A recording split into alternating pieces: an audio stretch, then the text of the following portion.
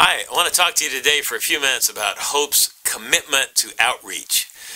God has told us to go into all the world and make disciples, and we take that seriously here at Hope Church. And there's a variety of ways we're trying to do that. It's interesting, as I talk to new attenders here at Hope, they'll come in here and they'll say, we were looking around for a long time to try to find a good church. You guys are one of the best kept secrets around here in Fairfield County. And that makes me feel good, but it makes me feel bad because we don't want to be a best kept secret.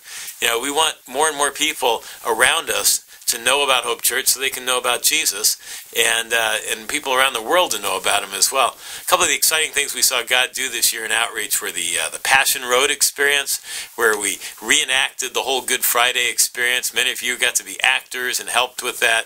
And we saw 250 people come through and have a really powerful experience of the life of Christ. Same thing with the Living Nativity scene that we pulled off this winter here recently. Phenomenal experience for people. We partner with a number of missionaries and missions groups and outreach groups, both here and all over the world, that are doing some great things.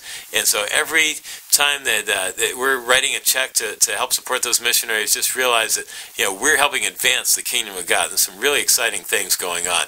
One of the things that we've been doing locally that I'm really excited about is a ministry called the Cars Ministry, and I asked a friend of mine, Maria Salas, to come. She's involved with that ministry, and so I want to ask Maria just a few questions about what is the Cars Ministry and what's God been doing there. So the Cars Ministry, we meet once a month. It's the third Saturday of the month, and basically we have single moms come out with their vehicles. We do safety inspections for them to make sure all the lights are working, the brake fluid is full, the washer fluid, all of that. And then the biggest thing that we do is an oil change for the cars. So we want to make sure that these moms are driving around in safe cars with their kids. We know that the car is the lifeline for them to get to work and drive the children around, and it's important, and sometimes something that's overlooked if they don't have the money to do that or the resources, or they just don't know that their car needs those items. So we try to educate them on what the car needs, as well as provide those services for them free.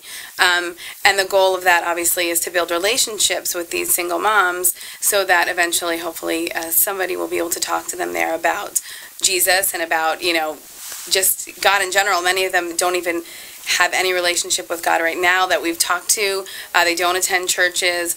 They feel like maybe they're condemned even or judged by the church because they have this child out of wedlock, or they're just going through things that they feel are not accepted by the church. And so by us reaching out to them, we're showing them that we're not judging them, we actually want to help them, and that we're going to be there for them. Another thing that we do is we just recently this year started with a group of urban Young Life kids through the Young Life Ministries, and we're actually teaching them skills on how to work on the cars, and they're the ones actually doing the oil changes now. It's awesome to see. So I feel like these kids are learning a skill that they're going to be able to use in their life. They're seeing some positive role models in men there that are teaching them, and they're learning how to care for and respect women. I mean, they see what they're doing and they know the importance of it, and they see the gratitude on these women's faces, when they pick up the car after. And so they're learning something, as well as obviously building the relationships through Young Life and through us.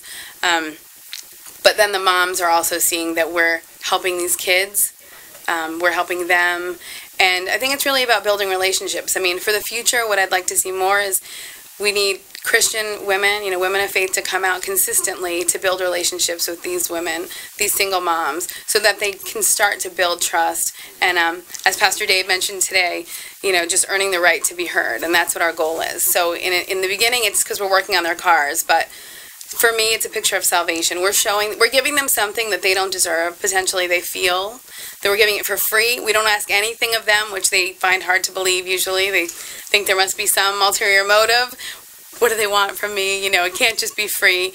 And they come and they see that it is free, and we're not preaching to them while they're there. We're not asking them for anything. We're just there to help them. And I think as this goes on, and each time they come back and they see that we really do care, it is going to open some doors and plant seeds for what it is that God gives us, which we don't deserve and is free. And all we have to do is accept it.